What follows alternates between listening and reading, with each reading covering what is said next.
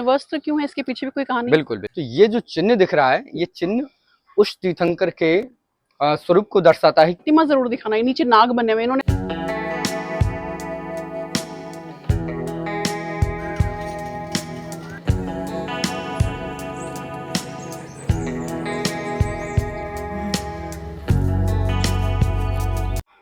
आज हम एक्सप्लोर करने वाले हैं गुड़गांव का जैन टेम्पल और देखते हैं यहाँ की एनर्जी से ऊपर चलते हैं।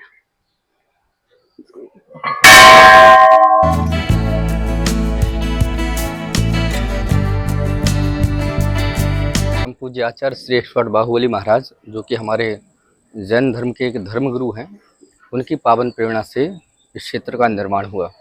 उन्होंने कई प्रयास किए, ऐसे प्रयास कि गुड़गांव में कहीं ना कहीं अलग अलग जगह पर जाकर के उन्होंने ज़मीन को तरासा, देखा, परंतु उनका मन यहाँ पर आकर के रुक गया। तो शिकोपुर की इस भूमि पर उन्होंने इस जैन तीर्थ का निर्माण कराया। यह तीर्थ जो बना हुआ है, ये मात्र जैनों का नहीं है कि मात्र जैन पर्पस से ही इसका जैनोलॉजी से इसका मतलब है, परंतु सर्वसाधारण जितने भी लोग हैं सभी के लिए भी एक स्थल का, जैन तीर्थ स्थल का अपना अपना विशेष महत्व होता है और सभी के लिए इसके दरवाजे खुले रहते हैं। यहाँ पर जो आप देख रहे होंगे, ये छोटी छोटी प्रतिमाएं, हमारे जैन धर्म में 24 तीर्थंकर होते हैं। प्रत्येक तीर्थंकर के समान ही बाकी के तीर्थंकर होते हैं। सभी एक से होते हैं, एक समान होते हैं, एक समान उनकी पदवियां होती हैं। परंतु समय जिस प्रकार से हमने जन्म लिया, उसी प्रकार से इन्होंने भी जन्म अलग काल में लिया, अलग समय में लिया। इन्होंने अलग समय में, उन्होंने अलग समय में।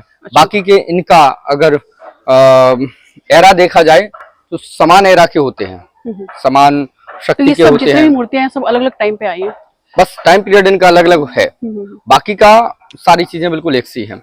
जैसे मान लीजिए कि ये हमारे पद्मपुर भगवान है, ठीक है। ये पद्मपुर भगवान है, इनके अंदर जितनी भी सामर्थ्य, जितनी भी शक्तियां, इतनी शक्ति होती है प्रत्येक तीर्थंकर के अंदर कि वह अपने पैर के अंगूठे से सारी पृथ्वी को हिला सकते हैं, सारी पृथ्वी को हिला सकते हैं। परंतु जैन धर्म का एक सिद्धांत है अहिंसावादी, अहिंसा में परमो धर्मा। तो यह कभी भी ऐसे किसी कार्य को नहीं करते हैं कि जिससे दूसरों को ठेस पहुंचे, दूसरों को उससे हानि पहुंचे, ऐसे कभी भी वो कोई कार्य नहीं करते हैं। तो यहाँ पर जो आप देख रहे हैं, ये 12 प्रतिमाएं हैं। एक एस्ट्रोलॉजर हूँ। अच्छा, मैं न्यूमरोलॉजी करती हूँ, वास्तु करती हूँ। ये आपको बहुत बड़ी मूर्ति दिख रही होगी। बाकी की विशाल प्रतिमाओं के साथ साथ ये भी सबसे विशाल प्रतिमा है। ये हमारे 24वें तीर्थंकर भगवान महावीर स्वामी हुए हैं, जो कि वर्तमान समय में इस धर्म के शासन काल इन्हीं का चल रहा है। तो यह 24वें तीर्थंकर भगवान महावीर स्वामी की मूर्ति है। एक चीज और आपने गौर की होगी कि सारी प्रतिमाएं बनी तो सेम ही सेम है, परंतु इनके नीचे ये चिन्ह से दिख रहे हैं। हाँ। किसी के सांप का, किसी के सिंह का, किसी का बैल का, अलग अलग, और नीचे लोटस भी है। हाँ बिल्कुल। तो ये जो चिन्ह दिख रहा है, ये चिन्ह उस तीर्थंकर के स्वरूप को दर्शाता है कि उन तीर्थंकर का नाम क्या है। यानी चिन्ह से उनका नाम की पहचान होती है। बाकी का इनका हमें कहीं पर भी ना तो प्रतिमा में नाम लिखा हुआ है, ना कुछ लिखा, मात्र चिन्ह है। तो इसमें बना हुआ है शेर। तो ये शेर इनका कोई कनेक्शन है, जैसे स्पिरिट एनिमल्स होते हैं? बिल्कुल बिल्कुल। अच्छा, क्या होता है कि जब भगवान जन्म लेते हैं, जन्म के साथ साथ स्वधर्म इंद्र, जो कि स्वर्ग का अधिपति होता है, स्वधर्म स्वर्ग का राजा होता है स्वधर्म इंद्र। तो स्वधर्म इंद्र भगवान को लेकर के पांडुकशिला लाई का बहुत बड़ा एक पर्वत होता है, जिसके ऊपर एक शिला रखी जाती है, जिसको पांडुकशिला बोलते हैं। वहां पर भगवान के उस बालक स्वरूप को ले जा करके उनका निधन कराते हैं, अभिषेक कराते हैं।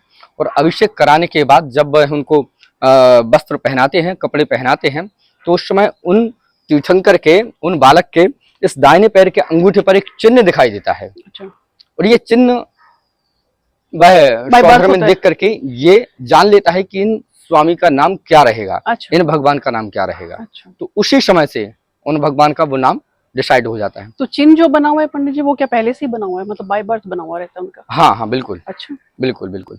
दूसरी बात एक और, तो क्या सभी के पैरों में कुछ ना कुछ होता है निशान? हाँ बिल्कुल रहता है। प्रतिमा जरूर दिखाना है, नीचे नाग बने हुए, इन्होंने बताया ना कि जो भी नीचे बने हुए साइन, उनसे वो सिम्बलाइज करते हैं उनको। तो ये नाग बने हुए हैं नीचे में। ये आपको दिख रहे होंगे, जिनके सर पे एक फण लगा हुआ है, यानी सांप का फण लगा हुआ है। यह है 23वें तीर्थंकर भगवान पार्श्वनाथ भगवान है। जो कि ऊपर हमने बड़ी मूर्ति देखी है, वो महावीर भगवान की है। उनके जस्ट पहले ये पार्श्वनाथ भगवान हुए, इनका जन्म हुआ। आखिर ये सारी प्रतिमाओं से अलग दिख रही है। हाँ। उसका मेनली रीजन ये रहा है कि ये जो भगवान जिस समय ये तपस्रण कर रहे थे, तो उस समय क्या हुआ था कि बालक अवस्था में, जब ये समझ लीजिए कि लगभग इनकी 20 से 25 वर्ष की उम्र रही होगी, उस समय जब ये विचरण कर रहे थे, घूम रहे थे, तो इनको क्या हुआ कि एक लकड़ी में इनको अवधि ज्ञान से पता लग गया कि इस लकड़ी में नाग और नागिन का एक जोड़ा बैठा हुआ है, और जो लकड़हारा था उस लकड़ी को काट रहा था, उसको इस चीज के बारे में कोई नॉलेज नहीं था। तो इन्होंने बता दिया कि इसमें नाग नागिन का जोड़ा है, इसलिए इस लकड़ी को मत काटो। तो सभी आश्चर्य में पड़ गए कि ऐसे कैसे हो सकता है कि लकड़ी में नाग नागिन का जोड़ा। तो सभी के आश्चर्य को दूर करने के लिए जैसे उस लकड़हारे ने उस लकड़ी को चीरा, उस लकड़ी को फाड़ा, तो उसमें से नाग नागिन के जोड़े निकले। तो जैसे ही उन्होंने निकाला तो इन्होंने उसको रणमुकार महामंत्र सुनाया। तो रणमुकार महामंत्र सुनाने के प्रभाव से यह दोनों नाग नागिन मर करके स्वर्ग के देव हो गए। एक समय भगवान पार्श्वनाथ स्वामी जब तपस्या कर रहे थे, तो तपस्या में कमठ, जो कि इनके पूर्वभाव का बैरी था, ठीक है, तो कमठ इनके ऊपर उपसर्ग करने आया। कहीं पत्थर की वर्षा करे, कहीं ओलों की वर्षा करे, कहीं आगे की वर्षा। नाग नागिन के जो जोड़े थे, जो मर करके देव हुए थे, इनको ऊपर से दिख गया कि इन्होंने हमें पहले इस प्रकार से हमें बचाया था, इन्होंने मंत्र भी दिया था जिसके प्रभाव से हम नाग नागिन हुए। तो वह उस प्रभाव को देख करके ऊपर से आते हैं, स्वर्ग से आते हैं, और इनके एक तो नीचे फण लगाते हैं, जो कि उस नाग नागिन के जोड़े में से जो मेल जोड़ा था उन्हें धड़ेंद्र बोलते हैं, वो नीचे से फन लगाते हैं तो उनको उठा लेते हैं, क्योंकि पानी की वर्षा होती है तो वो बहुत ज्यादा भर जाता है, तो वह उठा लेते हैं। और ऊपर से जो आपको छत्र दिख रहा होगा, तो वह जो ऊपर से फन लगा हुआ है बारिश से बचाने के, हाँ, बारिश से बचाने के लिए, वह उस नाग नागिन के जोड़े से फीमेल का जोड़ा है, जिन्हें पद्मावती के नाम से जानते हैं। तो वह पद्मावती माता के नाम से जाना जाता है, वह पद्मावती का फन जो ये चिन्ह नीचे बना हुआ है जैसे नाग का, तो क्या इनके पैर में भी चिन्ह रहता है? बिल्कुल बिल्कुल। अच्छा। जैसे हमने ऊपर देखा कि भगवान महावीर स्वामी के पैर में जिस प्रकार से स्वधर्मिंद ने चिन्ह देखा था, उसी प्रकार भगवान पार्श्वनाथ स्वामी का जब जन्म हुआ, तो इनके चिन्ह, इनके पैर के दाहिने अंगूठे के निशान देखा जो स्वधर्मिंद ने, तो वह उसने डिसाइड कर दिया कि इन भगवान का ये नाम रहेगा। तो स्वधर्मिंद को बाकी के सबको नहीं दिखते हैं, मात्र एक ही व्यक्ति रहता है, एक ही इंद्र रहता है, स्वधर्मिंद। जिसे ही पैर के चिन्ह, पैर के अंगूठे में चिन्ह दिखाई देगा, उनके अलावा किसी को नहीं दिखता है। ये कौन है माता? हाँ, ये पद्मावती माता है, और ये धैर्येंद्र देव हैं, ठीक है, वो भी पद्मावती माता है, जिनकी दो मूर्तियां यहाँ पर हैं, और इन्हीं के पति जो रहे वो धैर्येंद्र देव रहे। हमने ऊपर देखा भगवान पार्श्वनाथ स्वामी को, जिनके सर पे एक फण बना हुआ था, तो ये फण इनका बना हुआ था। ये हमारे मल्लीनाथ भगवान है। कलश दिख रहा होगा, इस कलश का रीजन ये है कि जिस प्रकार हमने देखा था कि स्वधर्मिंद ने भगवान के अंगूठे को देख करके डिसाइड कर दिया था कि उनका क्या नाम रहेगा, उसी प्रकार इनके भी पैर के अंगूठे में कलश चिन्ह दिखा, तो उसके कारण से इनका मल्लीनाथ नाम उसी समय डिसाइड हो गया। इसका क्या मीनिंग होता है अगर कलश पैर में है? तो ये सभी तीर्थंकरों के एक निश्चित चिन्ह होते हैं, जो पहले से ही डिसाइड होते हैं कि वो यहाँ आए हैं, किस पर्पज से आए हैं और क्या करने। हाँ, ये भी पहले से डिसाइड होता है, तो वो उसी से पता चलता है कलश। हाँ बिल्कुल बिल्कुल। किसको सिंबलाइज करता है कलश? कलश वैसे तो कलश कहलाता है सुख शांति समृद्धि का प्रतीक कहलाता है। जैसे अपन कभी भी अपने घर में लेकर के जाते हैं कलश, क्यों? सुख शांति और समृद्धि के लिए, है ना, करते हैं ना, नॉर्मल सी, उसी का ये प्रतीक होता है, सुख शांति और समृद्धि का। बिल्कुल। तो एक निमित्त चाहिए पड़ता है, निमित्त कहलाता है एक कारण, कि इनको जैसे हमें वैराग्य होना है तो हम घर से बाहर निकलेंगे, तो कैसे निकलें, कुछ ना कुछ उसका कारण होना चाहिए। वैसे ही प्रत्येक तीर्थंकर का अलग अलग कोई ना कोई कारण रहा। जैसे हमने वहां पर देखा आदिनाथ भगवान को, तो आदिनाथ भगवान जब घर से निकले, वैराग्य को हुआ, तो जब वह सभा में बैठे हुए थे, तो उस समय एक नृत्यांगना, जैसे हम बोल सकते हैं एक डांसर, वहां पर डांस कर रही थी। तो डांस करते करते अचानक से वो गिर गई, और गिरने के कारण से उसकी मृत्यु हो गई। तो भगवान ने पूछा कि आखिर ये नाचते नाचते क्यों गिर गई? तो पता लगा कि यह नाचते नाचते इसलिए गिर गई क्योंकि इसका टाइम पीरियड मरने का इतना ही था, जिस कारण से ये मर चुकी है, अब ये उठेगी नहीं। तो उनको अंदर ही अंदर लगा कि व्यक्ति मरता भी है और मरने के साथ साथ वो बता करके भी नहीं जाता है कि मैं मर रहा हूँ, मतलब हमारे जीने का तो कोई तात्पर्य नहीं रहा, हम भी मर जाएंगे एक ना एक दिन। तो उन्होंने इस भावना को लेकर के अपने घर को, राज्य को छोड़ दिया। तो सारे तीर्थंकर राज परिवार में जन्म लेते हैं, और सारे तीर्थंकर क्षत्रिय होते हैं। ये तो पंडित जी जो राजमहल में जैसे पैदा होते हैं, तो उसको छोड़ के क्यों चले जाते हैं? क्या उनका ये नहीं कि हमारा पर्पस यहीं पे रह के कुछ करना है? बिल्कुल बिल्कुल। उसका रीजन ये होता है कि अगर ये इस भावना को लेकर के, इस इंटेंशन को लेकर के अगर वहीं पर राज करने लगे कि अब मैं ही सारे राज्य का संचालन करूंगा और मैं ही राजा हूँ, समस्या ये रहेगी कि यदि ये राज्य का संचालन करते रहे और उसी में फंसे रहे तो आगे सृष्टि को चलाने के लिए कोई ना कोई और भी व्यक्ति चाहिए। और ये यदि राज्य का संचालन करते रहे तो जो पहले से डिसाइड है कि दूसरे शासन काल में दूसरे तीर्थंकर जन्म लेंगे तो उनका तो जन्म होगा ही नहीं, क्योंकि इनका तो पहले से डिसाइड है कि ये मोक्ष भी जाएंगे, ये पहले से डिसाइड है।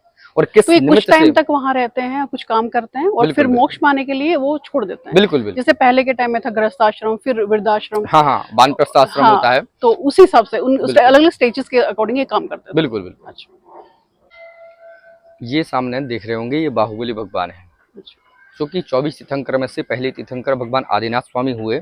उन्हीं की ये पुत्र रहे। उनके मुख्यतः 2 पुत्र हुए, वैसे तो 100 पुत्र और हुए, जिसमें से एक भरत चक्रवर्ती के नाम से, जिस कारण से इस भारतवर्ष का नाम पड़ा वो भरत चक्रवर्ती रहे। ठीक है, वो ऋषभदेव भगवान के पुत्र ही थे और ये भारतवर्ष उनके नाम से पड़ा। दूसरे उनके प्रमुख पुत्र हुए बाहुबली तो ये भगवान। निर्वस्त्र क्यों है, इसके पीछे भी कोई कहानी? बिल्कुल बिल्कुल। क्या होता है कि जैन धर्म का एक सिद्धांत है निर्ग्रंथ। ठीक है, निर्ग्रंथ कहलाता है कि मात्र ज्ञान होना, उसके अलावा किसी चीज को साथ में लेकर के नहीं जाना। दूसरा होता है दिगंबर। दिग कहलाता है दिशाएं, अंबर कहलाता है आवरण। ठीक है, जो दिशाओं का आवरण होता है वही दिगंबर कहलाता है। हमारे तीर्थंकर, हमारे जितने भी आप भगवान देखेंगे, चाहे वो सामान्य केवली हो चाहे तीर्थंकर हो, सारे के सारे निर्वस्त्र होते हैं। उसका रीजन ये होता है कि बिना कपड़े पहने हुए हम मोक्ष नहीं जा सकते हैं। अच्छा। क्योंकि यदि कपड़े पहन करके मोक्ष मिलने लगे तो हम भी कल के दिन मोक्ष चले जाएंगे। तो यह उसी सिद्धांत को तो ये अपनाते हैं। डिटैचमेंट को एक्चुअली बताते हैं। बिल्कुल। अच्छा। क्या होता है कि एक शब्द है परिग्रह। यदि हम परिग्रह को दूर नहीं करेंगे तो हम किसी प्रकार की किसी भी सिद्धि को हम प्राप्त नहीं कर एक सकते चीज और हैं। पंडित जी, जैसे मुझे पूछनी है, जैसे बोलते हैं कि हमारा ऑरा को प्रोटेक्ट करते हैं कपड़े, इसलिए हम पहनते हैं, बिल्कुल सही ताकि बात है। नेगेटिव एनर्जी से बच सके। बिल्कुल। हाँ, तो फिर इनका उसमें क्या विचार रहा होगा? सबसे बड़ी चीज ये होती है कि जब किसी भी व्यक्ति को वैराग्य होता है, और मुख्यतः जैन सिद्धांत जैनोलॉजी के अनुसार उसको वैराग्य होता है, तो सबसे पहले मेल होगा तो वो कपड़ों का त्याग करेगा, फीमेल होगा तो भाई एक बाउंड्री बना लेगा। बाउंड्री बना लेगा कैसे कि हम मात्र 2 साड़ी के अलावा तीसरी साड़ी, वो भी कैसी, व्हाइट साड़ी, सूती साड़ी, उसके अलावा हम तीसरी साड़ी को हाथ नहीं लगाएंगे। तो ये मेल फीमेल में डिफरेंस क्यों? इसलिए क्योंकि अगर मेल तो नॉर्मल सी बात है कि वो निर्गंथ भी रहेंगे तो कोई बड़ी बात नहीं है, लेकिन फीमेल अगर निर्गंथ अवस्था में रहने लगे तो सारे संसार में एक नेगेटिव संदेश जाता है कि भैया इनके धर्म में या फिर इस प्रकार की पर बहुत सारे टेम्पल्स में तो हैं फीमेल की भी वैसी मूर्तियां हैं। ठीक है। हाँ। रीजन 2 चीज हो सकती हैं किसी कारण से, जैसे आपने कहा कि बहुत सारे टेम्पल में ऐसी चीजें देखी गई हैं। उसका रीजन ये होता है कि जैनोलॉजी अलग चीज होती है, हिंदुलॉजी है ना, हिंदुज्म अलग चीज है, जैनिज्म में नहीं है, बुद्धिज्म में अलग चीज है, परंतु जैनिज्म में ये फीमेल के साथ ये चीज नहीं है। अच्छा। चाहे वो सामान्य तीर्थंकर हो, चाहे वो केवली हो, चाहे कोई भी व्यक्ति हो, यदि जैन धर्म के अनुसार वह मोक्ष लेता है, मोक्ष को प्राप्त करता है, तो 2 चीजें होती हैं। जैसे मान लीजिए कि इस स्टेज से कोई व्यक्ति मोक्ष गया, मोक्ष चला गया, कैसे पता लगेगा कि यहाँ से कोई व्यक्ति मोक्ष गया? हाँ। तो सबसे पहले चीज होती है कि ये नाखून होते हैं। ठीक है, तो उस व्यक्ति के, उन महात्मा के, उन महापुरुष के वो नाखून वहां पर रखे मिलेंगे। अच्छा। किस चीज के लिए? कि यहाँ से कोई व्यक्ति मोक्ष गया है। दूसरा, उनके बाल वहां पर रखे हुए मिलेंगे। समाधि का अर्थ ये होता है कि बहुत सी चीजों का त्याग कर देना। ठीक है, स्वयं के अंदर अपनी आत्मा का चिंतन करना, मतलब अपना शरीर छोड़ना अपनी मर्जी से। हाँ, अपनी मर्जी से। समाधि। बिल्कुल बिल्कुल। समाधि का मतलब ये नहीं होता है कि हम अब लास्ट स्टेज पे आ चुके हैं, अब मरने ही वाले हैं तो ही समाधि लें, ऐसा नहीं होता है। जैनोलॉजी कहती है कि जब आपकी अवस्था, चाहे आप यंग एज के हों, चाहे आप ओल्ड एज के हों, किसी भी अवस्था के हों, जब आपके अंदर सामर्थ्य बिल्कुल ही ना बचे, यंग एज में भी समाधि ले सकते हैं, जब सामर्थ्य ना बचे, किसी कार्य को करने की सामर्थ्य ना बचे, उस समय आप समाधि लीजिए। ये नहीं कि मैं स्वस्थ हूँ और अब समाधि ले लूं, ऐसा कहीं सिद्धांत में नहीं लिखा गया है। तो जब समाधि लेते हैं, नीचे में गड्ढा खोद के ऊपर से कवर कर देते हैं। ठीक है। हाँ। जैनोलॉजी में गड्ढा खोदने का, अच्छा, वैसे नहीं है जमीन में, है ना, ये कोई सिद्धांत नहीं है, ना ही जल समाधि लेने का। हमारे यहाँ पर तो समाधि नॉर्मल सी होती है कि सारी चीजों का त्याग कर देना, यबूमन सारे परिग्रह का त्याग कर देना, अपने आसपास में जितने लोग हैं उनका भी त्याग कर देना कि हमारे संसार में कोई नहीं है। इस भावना के साथ, क्योंकि मैं जन्म लूंगा तो अकेला लूंगा, वो सारे के सारे लोग तो हमारे साथ जन्म लेंगे नहीं, इसीलिए उस भावना के साथ कि मुझे अकेला ही आया था, अकेला ही रहूंगा, अकेला ही चला जाऊंगा। तो मोक्ष मिलने का साइन ये है कि उनका कुछ ना कुछ वहाँ पे चिन्ह मिल जाते हैं, बिल्कुल इससे पता चल जाता है कि इनको मोक्ष मिला बिल्कुल है। बिल्कुल चल जाता है। अच्छा, तो मोक्ष मिलने का आपके सबसे यही है कि वो रीबर्थ नहीं होती सोल। हाँ बिल्कुल बिल्कुल। तो पंडित जी का आज बहुत बहुत धन्यवाद है जो इतनी जानकारी हमें दी जैन धर्म के बारे में। नहीं, बहुत बहुत धन्यवाद।